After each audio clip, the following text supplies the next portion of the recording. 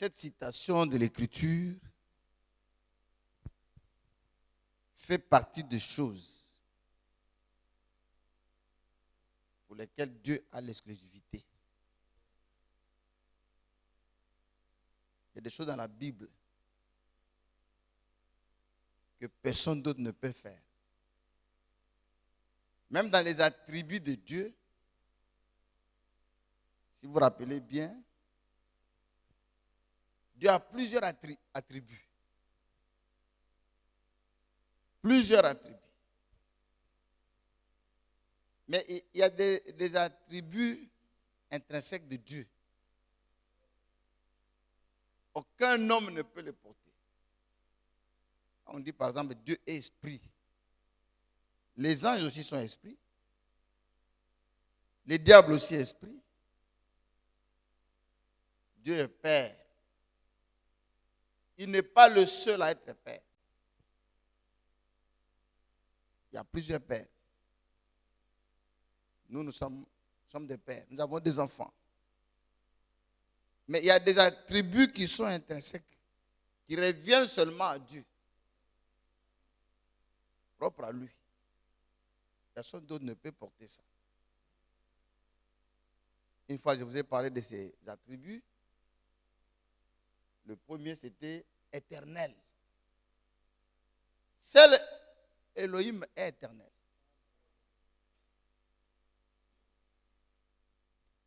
Le diable a un commencement. Nous avons des commencements. Même si aujourd'hui nous vivons une situation quelconque sur la terre, nous devons savoir que la situation aura une fin. Il n'y a pas un problème qui ne finira pas. Je dis, on peut traverser des situations difficiles. On peut avoir la joie. Un jour, ça va s'arrêter. Seul Dieu est éternel. Même le Fils n'est pas éternel. Le Fils a un commencement. Le Fils aura une fin. Deuxième attribut, c'est que Dieu est souverain. Des fois, nous, quand nous disons que nos pays sont souverains, est-ce que nous sommes vraiment souverains? Quelqu'un qui est souverain ne dépend de personne. Il est responsable de ses actes. On ne peut pas l'influencer. Dieu seul est souverain. Dieu seul est immuable. C'est-à-dire qu'il ne change pas. Il ne peut pas changer sa manière de faire. Même dans le monde, les gens disent c'est pas les chiens ne changent pas sa manière de s'asseoir. Mais un chien peut changer sa manière de s'asseoir. Quand quelqu'un fait de mauvaises choses, ou bien répète, on dit non, il ne peut pas changer. Non. L'on peut changer toujours. On a vu des hommes méchants qui ont changé. Seul Dieu est immuable. Dieu, lui, ne change pas. 4. Il est unique en son genre. Il est incomparable. 5. Il est omnipotent. Il peut tout faire. Il n'y a pas quelque chose que Dieu ne peut pas réaliser. 6. Il est omniscient. Il connaît toutes choses. Le Fils ne connaît même pas le jour de sa venue. Le Fils n'était pas souverain car le Fils ne faisait que ce qu'il voyait faire au Père. Il attendait la volonté de Dieu pour l'accomplir. Dieu est omniprésent. Son omniscience fait qu'il soit partout. Mais il y a aussi dans les Écritures les choses que seul Dieu peut faire. Il y a des choses aussi qui ne peuvent jamais changer. La Bible dit par exemple dans Romains chapitre 3,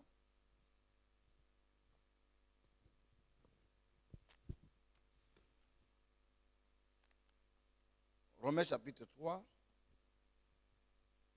le verset 3 et 4. Romains 3, verset 3. Et quoi? Si quelques-uns n'ont pas cru. Si quelques-uns n'ont pas cru. Leur incrédulité anéantira-t-elle la fidélité de Dieu? Donc, il y a des choses, l'incrédulité Arrêtez. ne peut pas arrêter. La suite dit quoi? Anéantira-t-il la fidélité de Dieu? Oui. Loin de là. Loin de là. Que Dieu, au contraire, Donc, soit reconnu pour vrai. si une chose est prêchée, s'il n'y a pas de gens qui croient ça, ça ne va pas arrêter le plan de Dieu. Vous savez ce qui s'est passé la semaine passée au Congo? Le président était allé aux États-Unis pour faire une signature sur le traité de paix.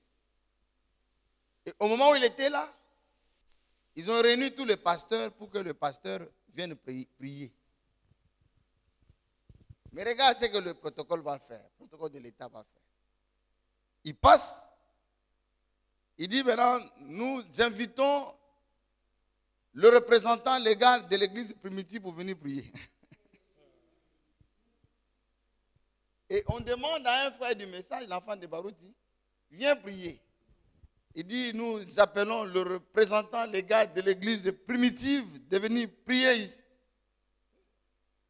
Et nous appelons le pasteur Carlos. Et l'homme avance, il dit, non, je ne suis pas d'église primitive. Il dit, moi c'est Barouti Tabernacle. Ah! On a oublié. L'incrédulité. L'incrédulité ne peut faire du mal qu'à l'incrédule. Si toi tu ne crois pas, Dieu aura toujours des gens qui vont croire.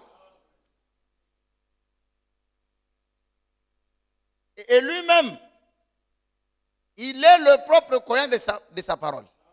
Et si tu ne crois pas, lui-même croit. Lui-même, il dit, ma parole ne peut jamais retourner à moi sans pour autant produire l'effet. Lui-même croit à sa propre parole. Amen. Mais il aura toujours un croyant. Un jour, les gens attaquaient les enfants de Dieu, l'œuvre de Dieu. Actes chapitre 5, verset 37. Et puis il a donné un conseil.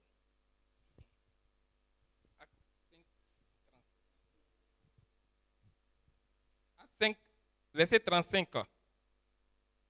Puis il leur dit, 34, mais un pharisien nommé Gamaliel, docteur de la loi, estimé de tout le peuple, s'éleva dans le Sanhédrin et ordonna de faire sortir un instant les apôtres.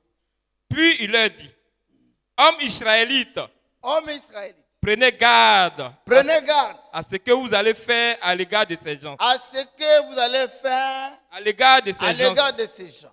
Car il n'y a pas longtemps que parut Teudas, qui se donnait pour quelque chose, et auquel se ralliaient environ 400 hommes. Oui. Il fut tué. Oui. Et tous ceux qui l'avaient suivi furent mis en déroute et réduits à rien. Après lui parut Judas le Galiléen, à l'époque du recensement. Et il attira du monde à son parti. Toutes ces deux personnes-là se sont fâchées pour des messies. Il périt aussi. Et tous ceux qui l'avaient suivi furent dispersés. Et maintenant, je vous le dis, ne vous occupez plus de ces hommes et laissez-les aller. Si cette entreprise ou cette œuvre vient des hommes, elle se détruira. Mais si elle vient de Dieu, vous ne pourrez la détruire. C'est pourquoi, avant d'attaquer quelque chose, sois d'abord sûr.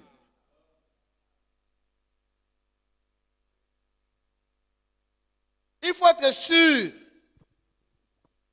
Si les gens travaillent pour eux-mêmes ou bien ils travaillent pour Dieu. S'ils travaillent pour Dieu, tu n'auras jamais la victoire. Amen. C'est pourquoi n'ayez jamais un mauvais cœur quand vous êtes enfant de quelqu'un. Une personne avec un mauvais cœur n'aura jamais le dessus sur toi. Et avec l'amour, on peut vaincre tous les mauvais esprits. Amen. Si l'œuvre, si ce que nous faisons ici, frère, si elle vient de Dieu, si ce que nous faisons ici vient de Dieu, vous ne pourrez la détruire. Personne ne peut détruire. Courez pas le C'est risque pourquoi d'avoir faisons combattu. tout pour travailler pour Dieu. Si nous faisons pour Dieu, quels que soient les gens, quelle que soit l'opposition, personne ne pourra détruire cette œuvre. Aujourd'hui, nous avons un témoignage. Notre parcours, là, c'est un témoignage.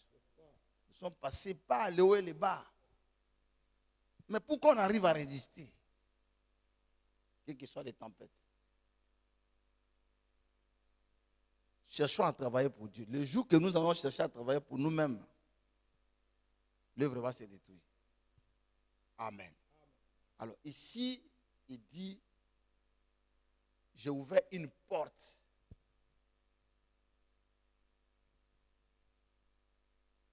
Que personne ne peut fermer.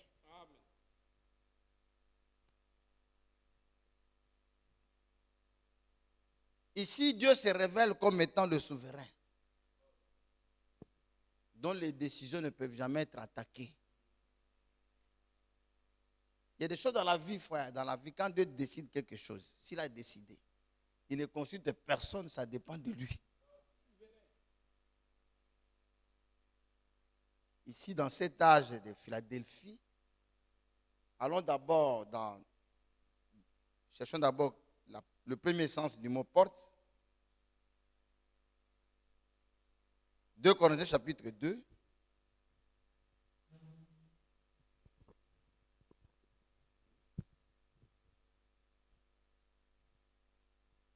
Je n'ai pas mes lunettes.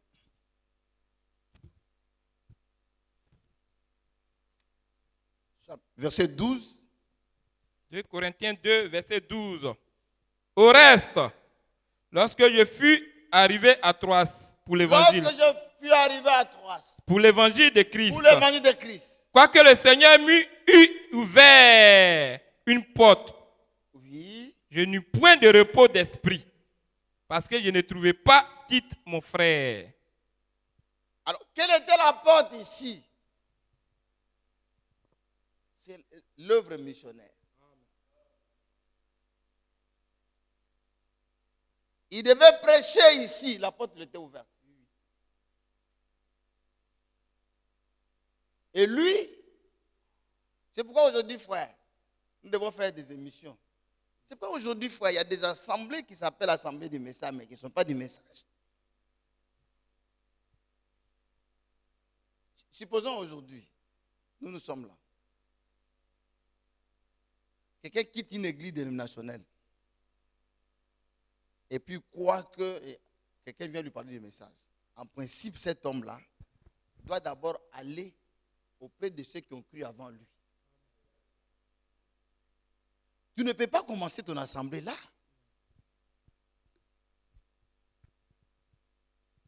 C'est-à-dire, si tu crées une assemblée, c'est que tu crées l'assemblée pour l'argent.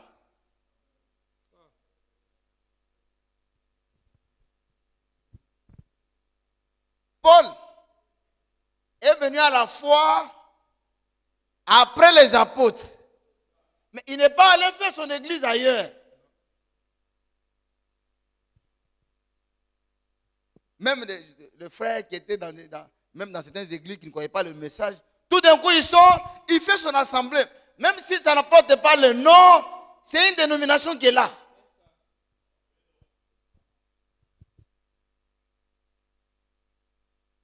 Aujourd'hui à Abidjan, ici, il y a des gens qui croient au nom. Au nom de Yeshua Mashiach. Mais Dieu ne peut pas te révéler le nom s'il y a des gens qui ont cru le nom avant toi. Il faut aller les rejoindre. Mais le frère qu'on a ici, il a entendu le nom, il a cherché les gens qui ont cru avant. Tu ne peux pas aller faire ton église de Yeshua Mashiach à côté alors qu'il y a des gens qui ont cru avant toi.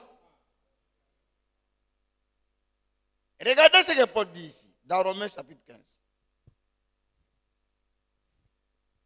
Comment une assemblée doit commencer? Chapitre 15. Verset 20. Romains 15, verset 20. Et je me suis fait honneur. Je me suis fait honneur d'annoncer l'évangile. D'annoncer l'évangile. Là où Christ n'avait point été nommé. Christ n'avait point été nommé. afin de ne pas bâtir Tu ne peux sur le pas fondement aller d'autrui. faire une église là où Christ a déjà prêché.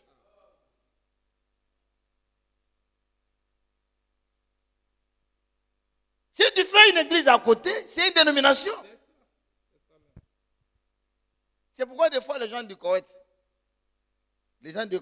l'assemblée de Koweït, ils disent que les autres assemblées là, ce sont des assemblées, ce sont les dénominations. Quand les assemblées sont venues, les trouver sont venus après. Mais ils n'ont pas totalement tort. Parce que si Dieu vous révèle, vous devez aller chercher ceux qui ont cru avant vous. Allez-y les rencontrer pour être avec eux. Tu ne peux pas créer une église à côté. C'est ainsi que nous ici, frères, nous sommes une église biblique. Regardez dans la Bible. Quand l'apôtre Paul arrivait quelque part dans une ville, il cherchait d'abord à aller où? Dans une synagogue. Parce que là-bas, les gens déjà croyaient déjà à Jéhovah. Ils venaient là, ils s'asseyaient. Et Dieu lui-même organisait les choses. Des fois, les gens l'appellent, mais viens un peu parler. Et il parle ce qu'il annonce. Et il était dans le judaïsme. Maintenant, lui vient les annoncer le christianisme. Maintenant, si les gens disent, bon, nous ne croyons pas à ça, on les chasse. Là, il fait maintenant une église à côté. Dites Amen. C'est-à-dire que c'est lui qui a commencé cette assemblée. Dès qu'il est venu là, il est allé d'abord où? Au Koweït. Il ne peut pas commencer une assemblée à côté. Il est allé au Koweït. Et au Koweït, ils ont eu des problèmes avec lui sur le baptême du Saint-Esprit et sur la boisson. Et même l'ont chassé, l'ont poussé. Donc quand ils l'ont poussé, il est sorti. Il est allé chez le pasteur Ressau-Pierre. Et là même, on lui a donné la chair. Il a commencé à prêcher. Il a commencé à prêcher. Il a commencé à prêcher. Un jour, ils l'ont vu quelque part en train de boire. Un peu de vin. Ils ont dit, oh, ça! Tout récemment, ils ont fait une convention. Ce n'est pas une convention. Et quelqu'un prêchait. Il dit, mais nous avons été avant la fondation du monde. C'est pourquoi on ne boit pas. Dieu nous garde de boire. Parce que boire, c'est un péché. Nous, on n'est pas dans la religion. Nous sommes dans le christianisme, dans la parole. Et ils l'ont vu en train de boire. Le frère Michael était dans les Sanhédrins. Ils l'ont appelé pour le juger. Ils l'ont posé des questions. Ils ont dit, voilà les citations. La Bible dit ceci. La bouche dit ceci. Frère, madame, maintenant la boisson, et ainsi de suite. Et l'homme était assis. Il a dit seulement, est-ce qu'au nom de Cana, c'était un miracle ou une parabole? Ils ont dit que c'était un miracle. Il dit, ah, j'ai pensé que c'était une parabole. Si c'est un miracle, merci. Il a pris sa Bible, il est parti. C'est-à-dire que l'un de ceux qui sont dans les Sanhédrins, le frère Michael, va maintenant le chercher, assis à côté. C'est comme ça que l'église a commencé. Donc chaque église doit savoir comment ils ont commencé.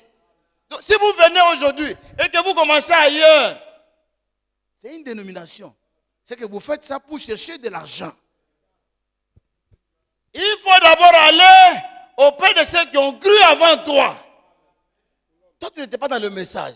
Tu étais c'est pas la révolution chrétienne ou bien quoi. Tu quittes directement, tu ne peux pas faire une assemblée. C'est ainsi que les gens feront des assemblées sans généalogie parce qu'ils n'ont pas de parents.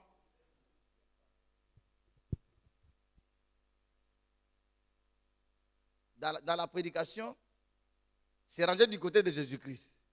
Frère Branham dit ceci. Regardez comment Paul faisait l'évangélisation. Il allait là où la parole de Dieu n'était pas encore prêchée. Si le frère Branham a quitté l'église de Baptiste, c'est parce qu'il avait des divergences avec eux. Amen.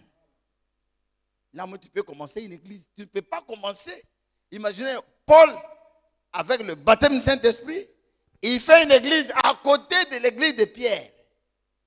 C'est une dénomination. Et Frère Branham dit, si le message te trouve dans une église, c'est-à-dire que tu étais baptiste, tu étais séma, et puis tu dis, bon, maintenant je veux que ça change. Ça ne changera jamais.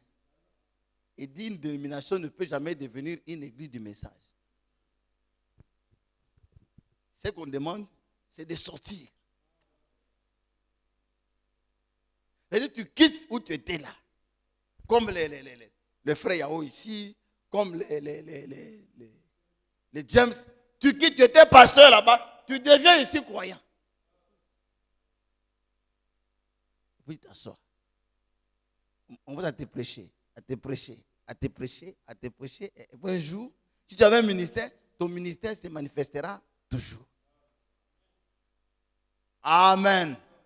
Si une œuvre vient de Dieu, l'œuvre ne pourra jamais être arrêtée. Alors ici, Paul dit, Dieu a ouvert une porte. Quelle était la porte? C'était la porte d'évangélisation. Et Frère Branham dit, disons dans Actes des Apôtres, vous allez voir. Lui qui est venu après tout le monde. Acte 19, verset 10. Acte 19, verset 10. Cela dura 2 ans, de sorte que tous ceux qui habitaient l'Asie, juifs et grecs, entendirent la parole du Seigneur. Frère, à cette époque, il n'y avait pas Internet. Il n'y avait pas d'avion. La Bible dit, tous ceux qui habitaient l'Asie, les Chinois, juifs et grecs, entendirent la parole du Seigneur. Quand on dit grec, là, ce sont les païens. Tous, ils ont entendu la parole du Seigneur, au temps de Paul. C'était une porte. Quelle était cette porte-là? Pour s'aimer la parole. C'est lui qui est venu s'aimer les grandes doctrines. Des choses même que l'apôtre Paul ne connaissait pas. Allons dans 2 Pierre. Lui-même, il donne le témoignage. Lui-même, l'apôtre. 2 Pierre chapitre 3. Le verset 15. 2 Pierre 3, verset 15. Croyez que la patience de notre Seigneur est votre salut. Et votre salut. Comme notre bien-aimé frère Paul. Ici, il y a même des pasteurs qui n'aiment pas qu'on les appelle frères. Il y a un qui a dit, non, je ne suis pas frère. Il est pasteur. Parce que vous l'appelez frère, vous l'avez diminué. Mais Paul, il sait d'appeler frère. Frère Paul. Non, à Abidjan, il y a des pasteurs frères. Ils n'aiment pas qu'on les appelle frères. Ici, l'apôtre est appelé frère Paul. Frère Paul. Comme notre bien-aimé frère Paul. Vous l'a aussi écrit. Selon la sagesse qui lui a été donnée. C'est ce qu'il fait dans toutes les lettres où il parle de ces choses. Où il parle de ces choses dans lesquelles il y a des points difficiles à comprendre. Comme un homme qui est venu après, c'est lui qui expliquait le mystère. C'était une porte. Et comme c'était une porte, Dieu lui a donné un ministère puissant. Avec des miracles. Avec des miracles pour qu'il aille prêcher. Et il avait cette facilité d'aller partout pour aller prêcher la parole. C'était la première porte. C'est-à-dire il a mis les fondements des véritables doctrines.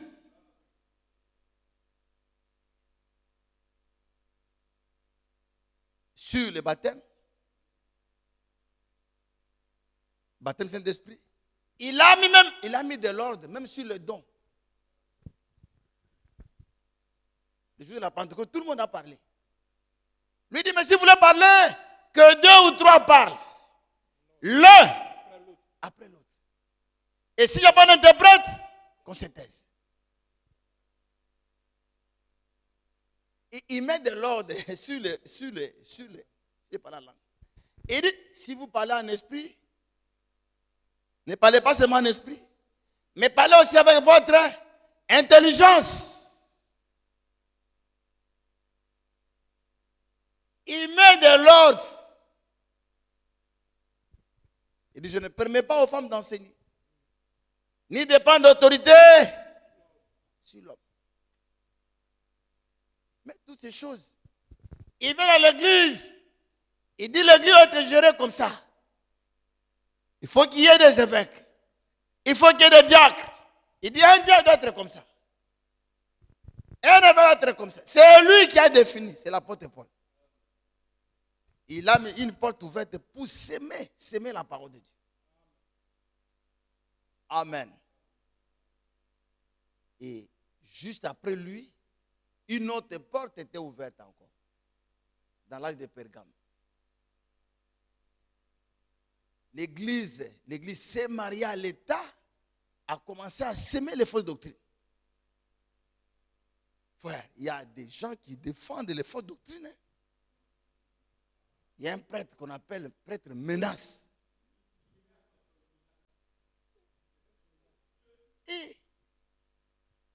Mais tu ne peux pas faire un débat avec lui. Non, c'est un Congolais.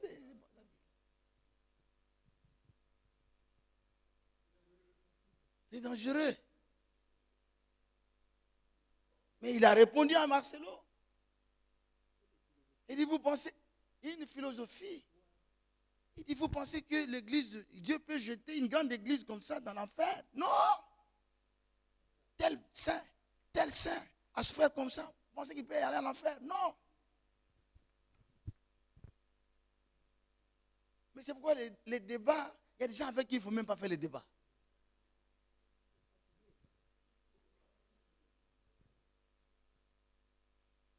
Même l'abbé, quand il a fait débat avec le frère Casse, et puis il n'a même pas laissé la place. Il a préféré le maudire. Parce que c'est négré. Il a préféré le maudire. C'est pourquoi notre prière, c'est qu'il y ait le baptême du Saint-Esprit véritable. Frère Branham dit, les débats est une arme de faible, car la puissance manque. Et au Mont Carmel, est-ce qu'Élie avait besoin d'un débat? Il dit, allons, vous êtes nombreux, allons sur le Mont Carmel. Au temps de Michée, 400 prophètes hébreux montent, nous aurons la victoire. Josaphat dit, il n'y a pas encore un autre prophète qu'on peut consulter. Akab dit, il y a un. Quand lui parle, il n'a jamais dit de bien de moi. Ils sont allés le chercher. Il a fait d'abord la blague, l'humour. Il dit, allez, vous aurez la victoire. Après, il leur a dit, si vous allez là-bas, vous n'allez pas revenir. Et Akab dit, je vais te mettre dans le cachot ici. À mon retour, je vais te trouver. Et finalement, Akab est mort dans les combats. Amen. Amen. Au temps de Pergame, une porte ouverte pour ensemencer les fausses doctrines. Les gens n'avaient plus la Bible. Tu n'as pas un endroit vérifié. Et le père Menace dit, non, ça c'est notre blanc qui a dit ça. Il dit, nous ne sommes pas l'église de la Bible. Non, ça c'est un blanc, un Européen. Nous ne sommes pas une église de la Bible. Nous sommes l'église de la parole de Dieu.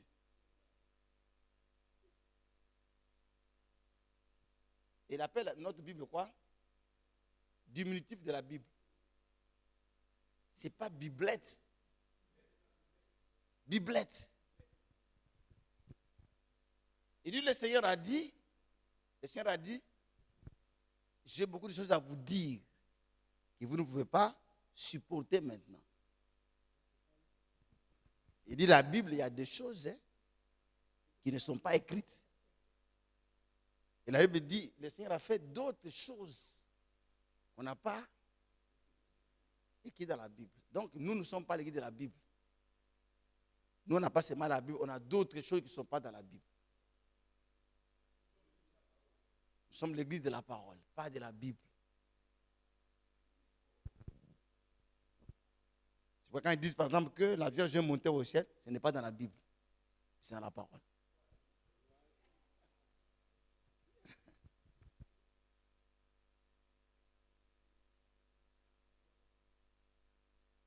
Marie est montée au ciel, ce n'est pas dans la Bible, mais c'est dans la parole. Car j'ai beaucoup de choses à vous dire, vous ne pouvez pas les supporter.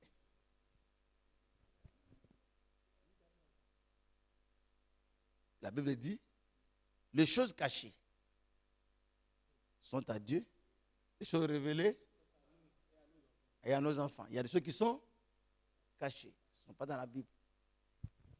Mais Dieu nous a révélé ça.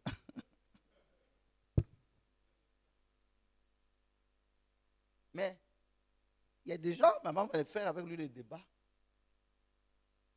Mais il faut être un intellectuel. Et ils ont prêché les fausses doctrines, ils ont pris la Bible, ils ont mis de côté. C'était une porte ouverte pour les fausses doctrines. Maintenant, l'âge des Sardes, on commence maintenant à sortir. On remet aux gens la Bible. Arrive maintenant l'âge où il y avait la colonisation, l'invention de l'imprimerie. Et les gens ont commencé à voyager. La révolution industrielle, ça a permis aux gens de voyager. Et les gens avaient la Bible, les gens ont commencé à imprimer la Bible. Et Dieu dit, cette œuvre-là que je viens de commencer, personne ne pourra arrêter ça. C'est pas vrai. Même la mort de Branham ne peut pas arrêter la révélation.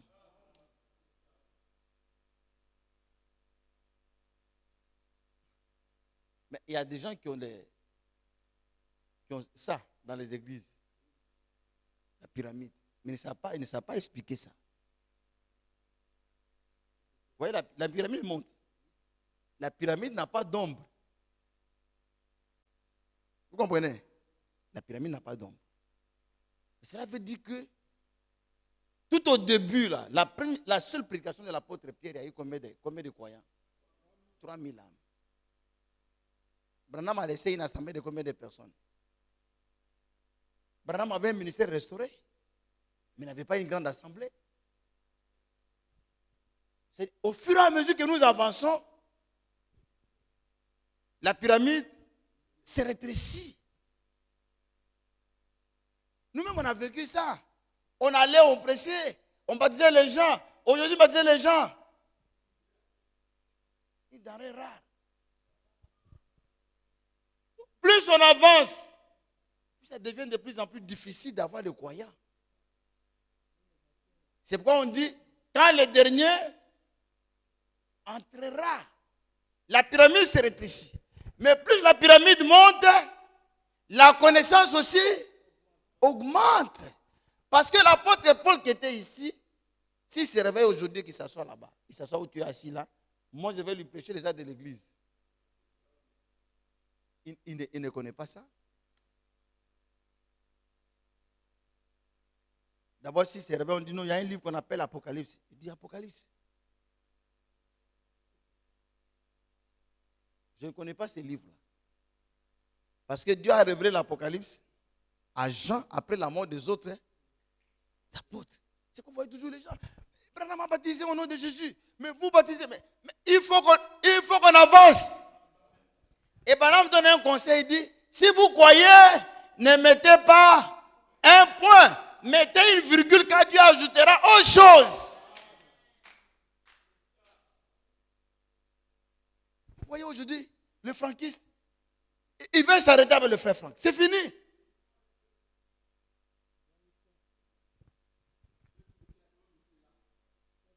Les branhamistes s'arrêtent avec le frère Branham. Pour eux, avec le frère Branham, c'est fini.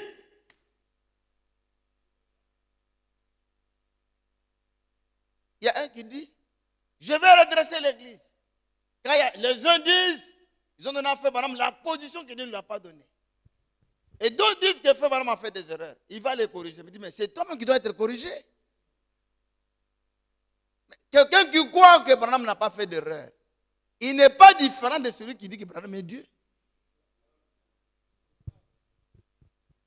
Mais, faire des voyages, aller se coucher sur la tombe de William Branham, prendre des photos.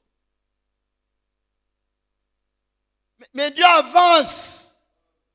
Aujourd'hui, les franquistes, ils veulent seulement écouter les prédications de 1980, 82, 83.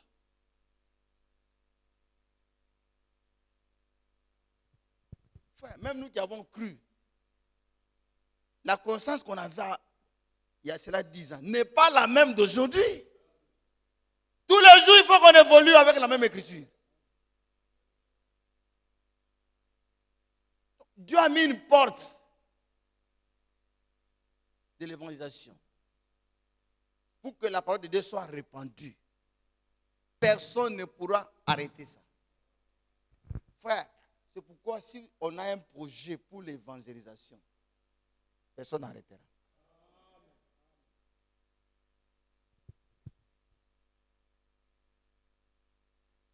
Vous serez seulement étonné comment Dieu va susciter des moyens. Peut-être dimanche, essaie un peu de monter. Monter. On ne dit pas monter en haut.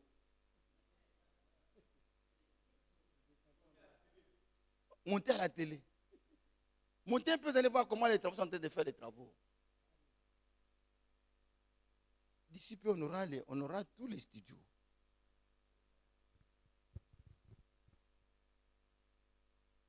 Dans la journée que je suis arrivé dans la journée ici, j'étais très content.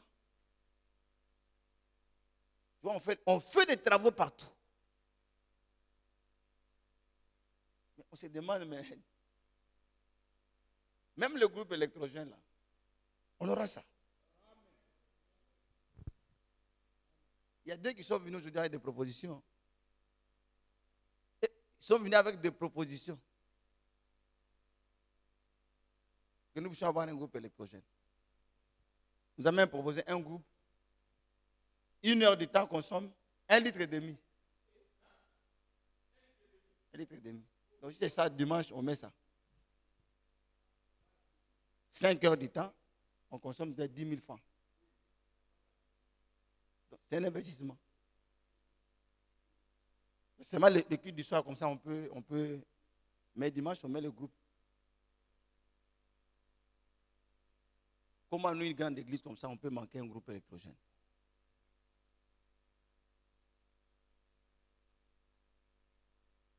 Enfin, si on met un projet pour servir Dieu, ça ne s'arrêtera pas. À moins que ça soit un projet qui ne concerne pas l'évangélisation. Si c'est un projet pour répandre la parole, Dieu lui-même dit, j'ai ouvert une porte. Frère, même ta pauvreté ne fermera pas ça.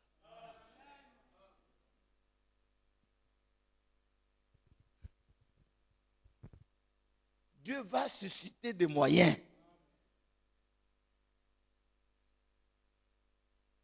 C'est-à-dire, si toi, tu ne te fais pas un souci, Dieu va susciter des gens qui ont le souci de ça. Nous-mêmes, on avance. Des fois, vous voyez qu'on est bloqué. Hein? Et rien ne marche. Tout d'un coup, boum! C'est comme ça que Dieu fait. Dieu n'est pas dans des choses au monde comme ça. Non. Parce que si tu montes, tu vas oublier Dieu. Dieu fait comme ça. Et tu montes. Parce que si tu fais seulement ça, tu ne vas plus prier. À un moment donné, tu penses qu'il ne va plus réagir. J'ai suivi une vidéo. Quelqu'un disait, il y a des prières que le diable n'aime pas. Et qui donnent la victoire aux gens. Vous voyez ces prières-là? C'est louer Dieu quand rien ne va.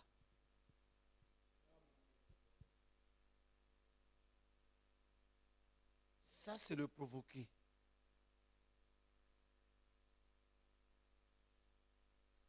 Il dit Paul et Silas, en prison, arrêtés alors qu'ils étaient dans la volonté de Dieu en train de prêcher la parole. Ils avaient toutes les raisons de se lamenter, d'accuser Dieu. Ils ne l'ont pas fait. Et ils ont commencé à louer. Ils ont commencé à adorer. Ils ont commencé à glorifier. Les portes sont ouvertes. Et dit, la Bible dit, Dieu habite au milieu des louanges. Et dit, là où Dieu est, on ne peut pas avoir de problèmes. Il faut la louange. C'est quoi Frère Branham dit? Même si tu es malade, loue Dieu. Alléluia. Comment? Récite l'écriture. Pas se mettre sur nous sommes guéris. Ne te lamente pas. Ne te plains pas. Il ne faut pas venir faire des reproches au Seigneur. C'est pourquoi le Seigneur dit dans la prière de notre Père, il dit, ça commence par quoi? Notre Père qui est, que ton nom soit. En d'autres termes, en toi, il n'y a point d'erreur. Si Dieu n'a pas donné, il ne faut pas l'accuser. Job dit, je suis venu nu. L'Éternel l'a donné. Il a répondu. À lui soit. Et ça, le diable n'aime pas ça. Parce que lui, il cherche à ce que dans le moment où ça ne va pas, tu commences à accuser Dieu. Ça ne vaut même pas la peine de t'adorer. Pourquoi moi je venais ici? Tu n'es pas bon. C'est comme quelqu'un, une chanson qui passe dans ma voiture, là, il demande à Dieu, dis-moi si vraiment tu étais mort à la croix pour moi. Parce que les païens sont bénis plus que moi. Il y a des drogués. Ça dit, au moment où ça ne va pas là, viens à l'église. Loue Dieu. Étudie la parole. Élève-le. Et tu verras que le diable ne sera pas content. Le diable aime quand on accuse Dieu. Lui, il est content.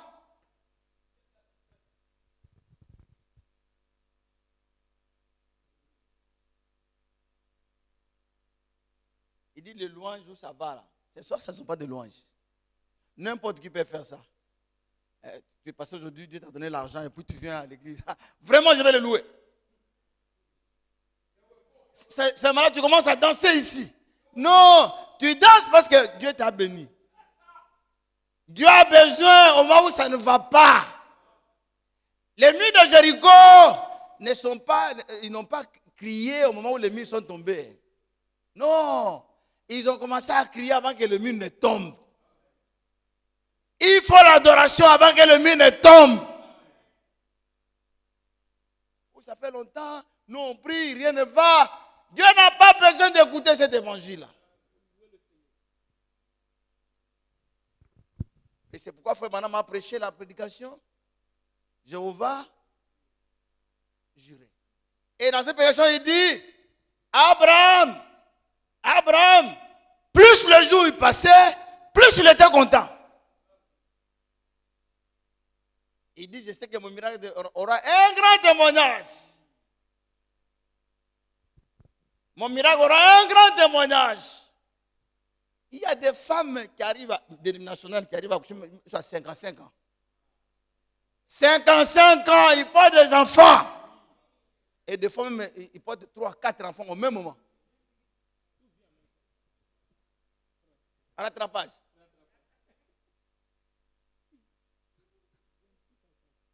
Amen. Amen. L'œuvre de Dieu, frère. Si Yeshua a dit, quand on les louait, il dit arrêtez ces gens ici. Il dit attention. s'ils s'arrêtent, les pierres vont prier. Et si vous les empêchez, et au moment où le Seigneur disait ici, une porte ouverte, l'Internet n'existait pas. Hein. Aujourd'hui, même si tu empêches les gens de prêcher dans la rue, dans sa maison, il peut s'adresser au monde entier.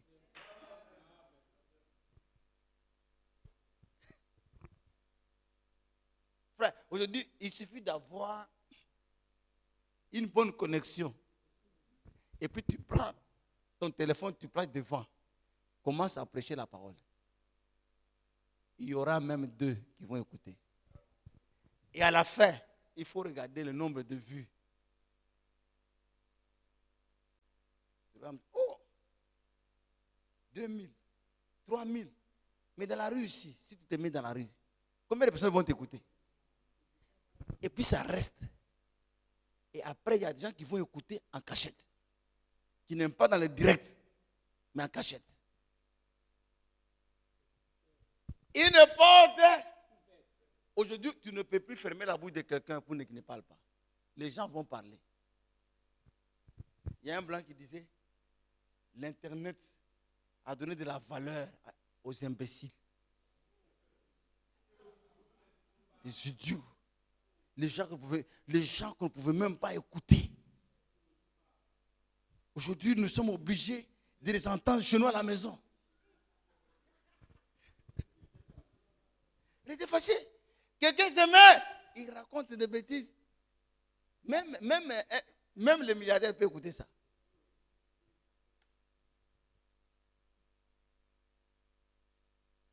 Aujourd'hui, c'est la parole. Une porte ouverte. Personne ne pourra fermer ça. Amen. Et frère Madame dit, cette porte va jusqu'à la Pentecôte. Où ce ne sera pas seulement la lettre, où ça sera l'évangile avec la démonstration de la puissance du Saint-Esprit.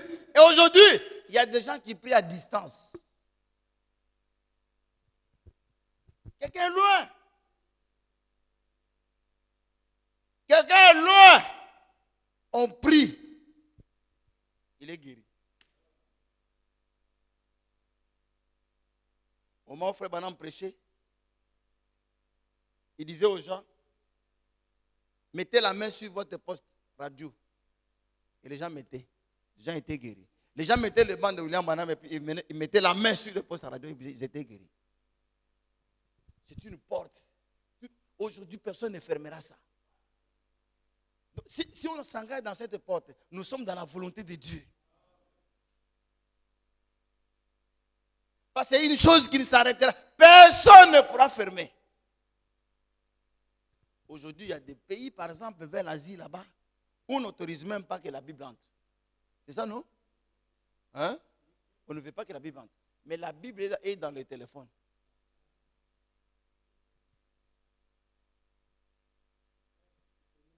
La personne n'a pas la Bible physique. Et puis il est ton gars de corps. Oh, il a dans. Et chez lui à la maison la nuit, il suit les prédicateurs qui prêchent dans son ethnie.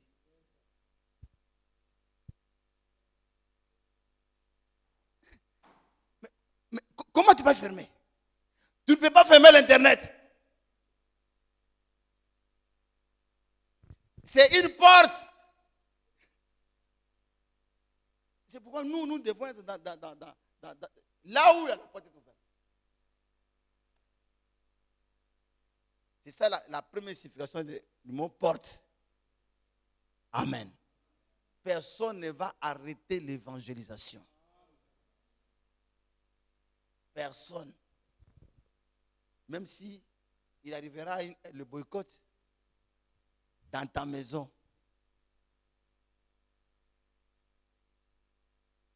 Où finalement on va prendre tous les portables des gens.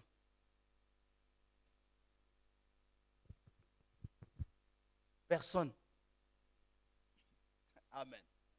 Personne. Il y a un frère qui m'a appelé. Il me dit, mais il faut faire, n'arrêtez pas des personnes sur YouTube. Ça nous fait du bien, c'est ce que nous suivons. C'est ce que nous suivons. Il m'a même appelé, il me dit, désormais, il est au Canada. On a cru avec lui ensemble à l'église primitive. Il est au Canada. Il dit, désormais, ma dîme et mes offrandes, je vais les envoyer là-bas. Moi, je suis allé à la banque, préparer le QR en ligne.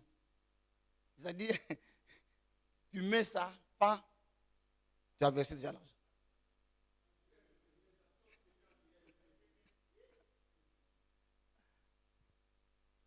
Au Canada,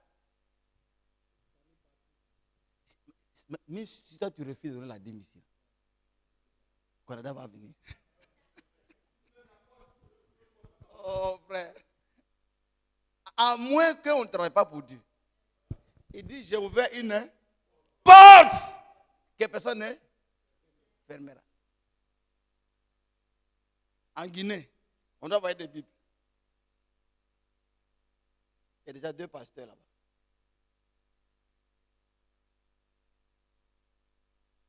C'est à la fin, quand on regarde comme ça, on avait des statistiques ici, vous regardez, vous voyez même chaque pays, les gens qui suivent. En Allemagne, on avait des statistiques, Allemagne, quoi encore? Italie. Or, en France, on compte seulement nos frères qui sont là-bas. Là. Non, il y a beaucoup de gens qui suivent qui sont en France. Afrique du Sud, Angola, Congo-Brazzaville, Congo-Kinshasa. Même Burkina, les pays de l'AS. On arrive à apprécier chez eux une porte. C'est-à-dire aujourd'hui, il faut bien maîtriser la parole pour parler. Amen. Et frère Branham dit, deuxième sens du mot porte,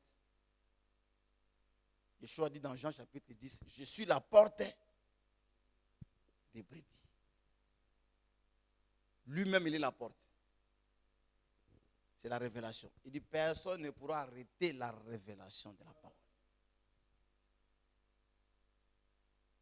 Personne. Même si tu mets quelqu'un en prison, la révélation est là. Personne ne pourra arrêter. Nous allons aller de révélation en révélation. De connaissance en connaissance. Personne. Donc aujourd'hui, nous sommes appelés à apprendre. Aujourd'hui même, il y a l'intelligence artificielle. Aujourd'hui même, tu peux oublier un verset biblique. Dès que tu tapes un mot, le verset sort.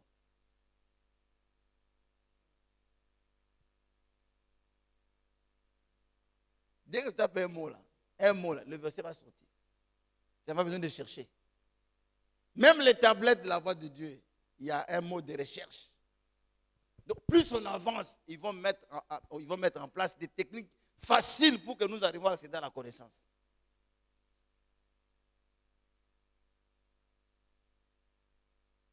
Et aujourd'hui, les gens qui ne croient pas en Dieu, comment quelqu'un peut écouter les prières de toute la terre? L'intelligence artificielle vous montre déjà que on peut répondre à plusieurs personnes au même moment. Or, le monde ne peut qu'imiter.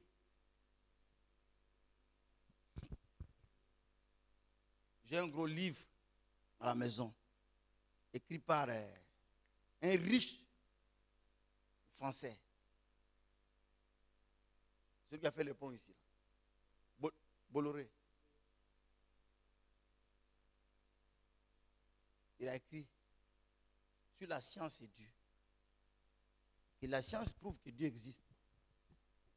C'est Frère Dibi qui m'a donné un gros livre comme ça. Plus on va avancer, les gens vont se demander, mais est-ce qu'il n'y a pas un être supérieur? Même l'intelligence artificielle, toutes les informations qui sont données là ne sont pas bonnes. Hein?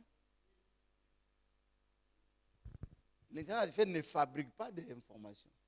va ramasser les informations que les gens lui ont données. Si tu ne fais pas attention, tu vas sortir avec une tête à remplir de fausses informations. Mais ça nous facilite la tâche. Amen. Une porte ouverte. Vous voyez qu'au temps du Seigneur, à ce temps-là, quand on écrivait les livres d'Apocalypse, on va ouvrir une porte. Une porte. Aujourd'hui, il y a même des gens qui ne sont pas avec nous ici. À la fin de la prédication, vous voyez, 500 personnes ont suivi. 500. Les autres partagent. Donc, nous devons être dans la mouvance de la porte ouverte. Cette porte ne se fermera jamais. Si nous prenons l'engagement de nous intégrer dans cette porte, dans cette voie, nous serons bénis par Dieu. Car nous accomplirons sa volonté. Amen. C'est pourquoi quel que soit le projet que nous aurons, si le projet prend en compte l'évangélisation, il y aura toujours des gens qui vont soutenir ce travail. Que Yahweh vous bénisse.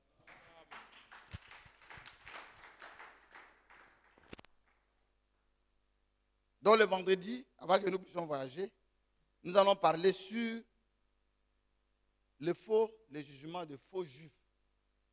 Des gens qui se disent juifs et qui ne le sont pas. Il y avait même des juifs quelqu'un prêchait, il y avait des juifs en Côte d'Ivoire ici. Le frère, parce que me disait, mais est-ce que les dents, est-ce que ce n'est pas la tribu des dents?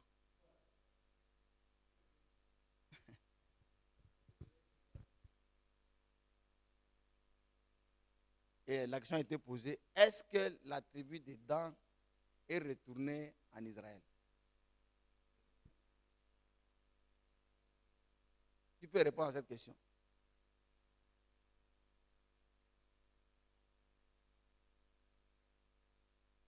Est-ce que la tribu des Dan est retournée en Israël?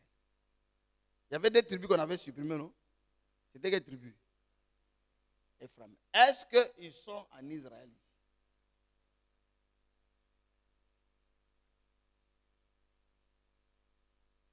Oui, frère. Est-ce qu'ils sont retournés en Israël? Frère Saint-Pierre. Pas de réponse.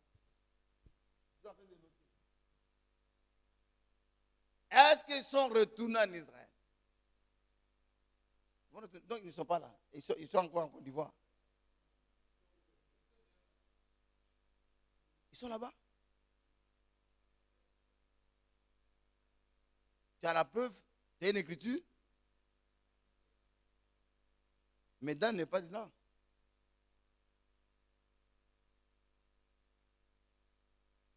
Est-ce qu'ils sont retournés? Fais l'honneur. Donc ils sont restés ici.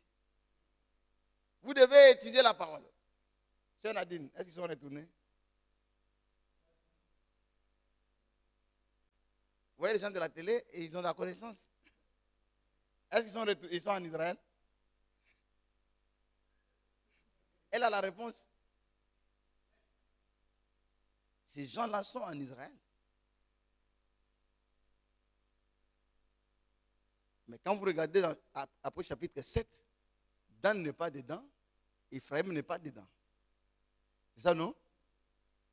Mais dans Ésaïe dans Ézéchiel chapitre 48, ils apparaissent. Or, Ézéchiel chapitre 48, c'est le millénium.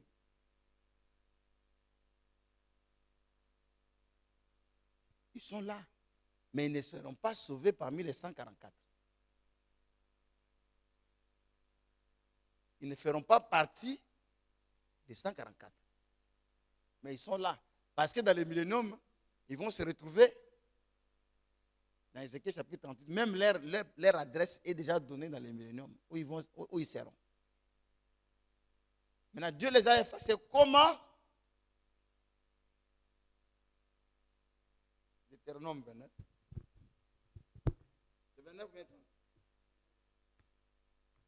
Vous voyez? Allez-y à la télé, vous allez connaître la parole.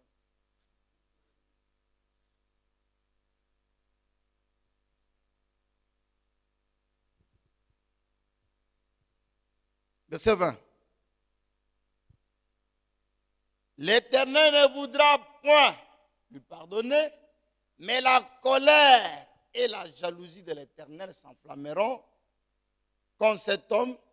Toutes les malédictions écrites dans ce livre reposeront sur lui, et l'Éternel effacera son nom des dessous des cieux. Donc, des dessous des cieux, c'est en bas. C'est ça, non?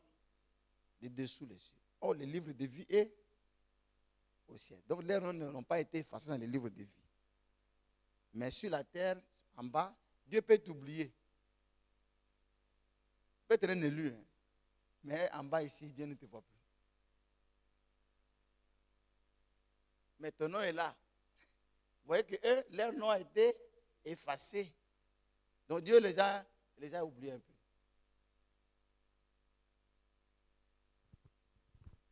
Les a oubliés. Et ça, c'est un bon conseil. On a dit un fois, son grand frère lui disait que Dieu a beaucoup de gens. Quand il te fait cadeau, là, il faut faire attention. Parce qu'il y a beaucoup de gens qui demandent cadeau, là.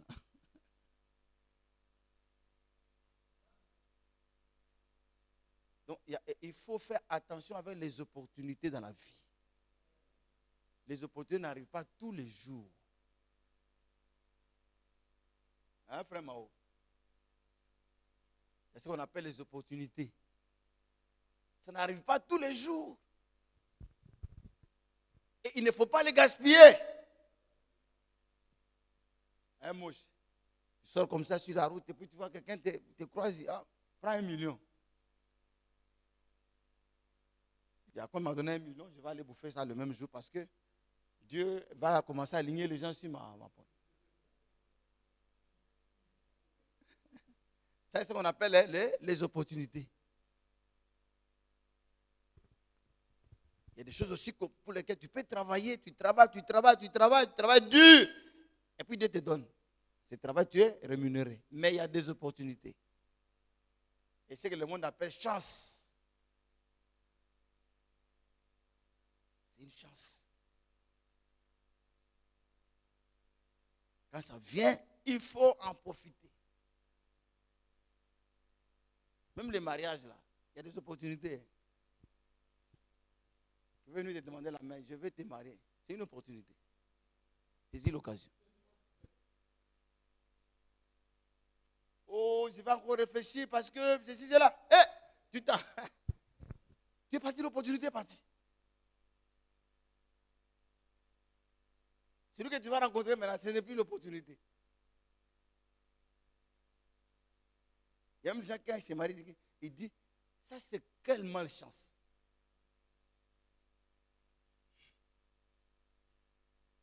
Et tu vois que ta vie est détruite. Un pasteur disait, si je savais, j'allais prendre mes mains, les mettre entre mes jambes. Pasteur,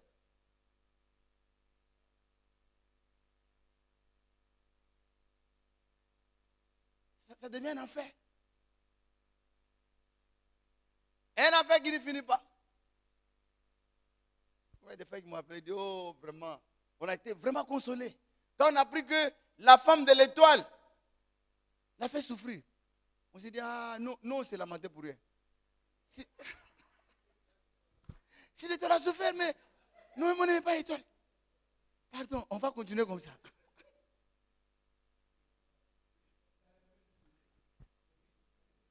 Mais pourtant, John Wesley a vu quelqu'un qui voulait marier. Son frère dit, non, ce n'est pas l'éternel, il faut servir Dieu. Opportunité. Tu as raté, c'est fini. Amen. Et quand ça s'en va, c'est parti. Hein?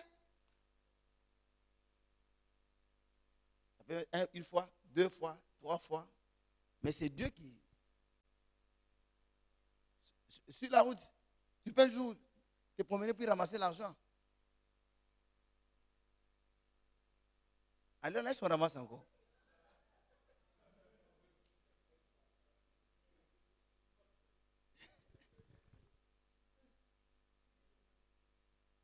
Il y a un frère qui vivait de ça. Lui, il est venu me rendre témoignage à l'église ici. Il dit, devant les frères, il dit, quand je manque, je sors, je ramasse. Il y a même un. Lui, il a vu une vieille femme, il va faire tomber l'argent. Il était derrière, il a ramassé.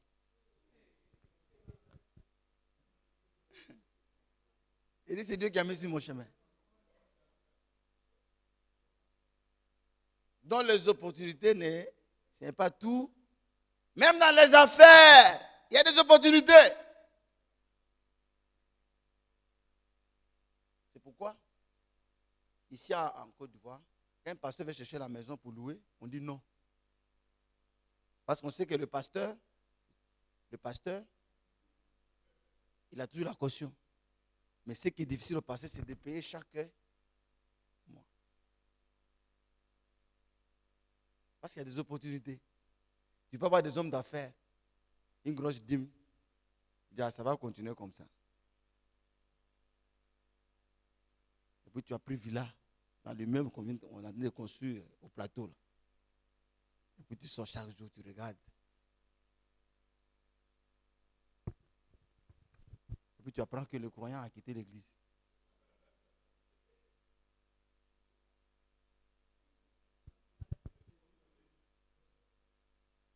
Il est devenu tonneriste. Au moment où il a eu l'argent, là, c'est là qu'il va croiser les 7 tonnerres. Et puis on nous dit qu'il faut une théophanie pour y entrer, afin de raconter Melchisédek. Quand nous étions dans son corps amorphe.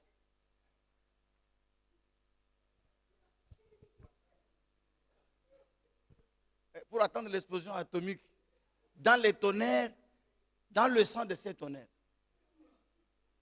Je regarde, depuis que je suis dans cette assemblée, je n'ai jamais entendu ça. Donc il y a des mystères qui sont cachés.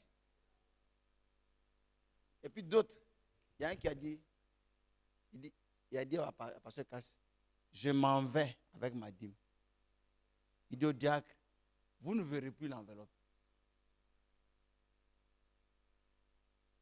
Frère, il y a des gens terribles. Hein? Vous ne verrez plus ma main. C'est fini. Je suis parti. Mais le pasteur a fait le programme sur ça. Mais là où Dieu travaille, quand il y a un endroit qui arrive à sécher, Dieu remplit de l'autre côté. Et puis on avance. Amen. C'est ça qui me donne la conviction que cette église est de Dieu.